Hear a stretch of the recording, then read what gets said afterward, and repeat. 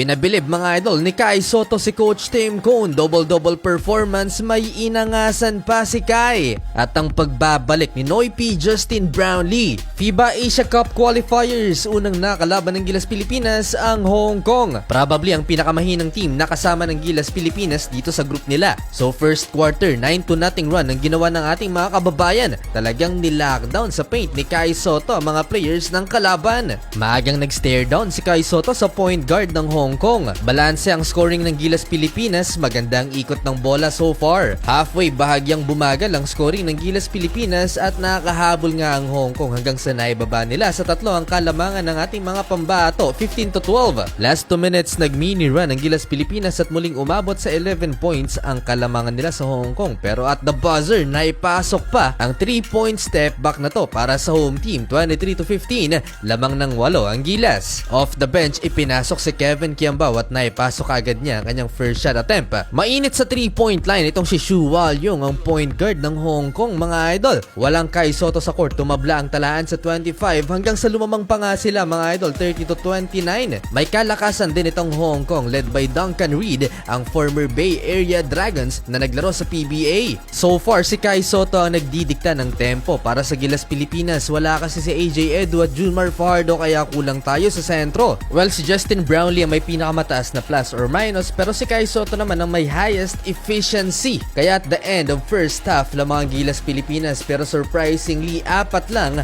ang lamang natin sa Hong Kong. 7 points, 8 rebounds at the half si Kai Sotto, 9 points naman si JB.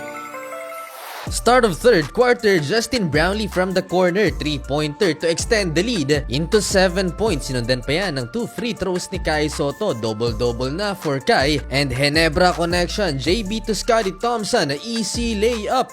Finally at nakontrol na rin ng Gilas Pilipinas ang laban. Kumana si Dwight Ramos at biglang lobo sa 17 points ang kalamangang hawak ng Team Philippines. Showtime na rin si Kai Sotto. Napakagandang assist ni Scottie Thompson sa reverse alley-oop dunk na to ni Kai. 7 assists na for Scottie. Magandang adjustment na ginawa ni Coach Tim Cone. Mas maraming fast break points ang naitala ng ating pambansang koponan sa quarter na to. Nagkasunod-sunod pa ang 3-pointers ng Gilas Pilipinas papatapos ang third quarter, kaya malapit na mag-isang buwan ang kalamangan na ating mga pambato heading into fourth quarter. 71-46, matagal pang na-delay ang laban sa last 1 second bago ang fourth quarter. Lumalaban ng Hong Kong final quarter, naibaba pa nila sa 19 points ang kalamangan ng Gilas Pilipinas. Masyado nga lang malalim ang lineup nitong Gilas Pilipinas dahil ang second unit na pinangungunahan ni CJ Perez nakapagbigay rin ng magandang produksyon. Kaya sa huli mga idol, panalo ang ating mga pambato. Susunod nating makakaharap sa PhilSports Arena ang Chinese Taipei.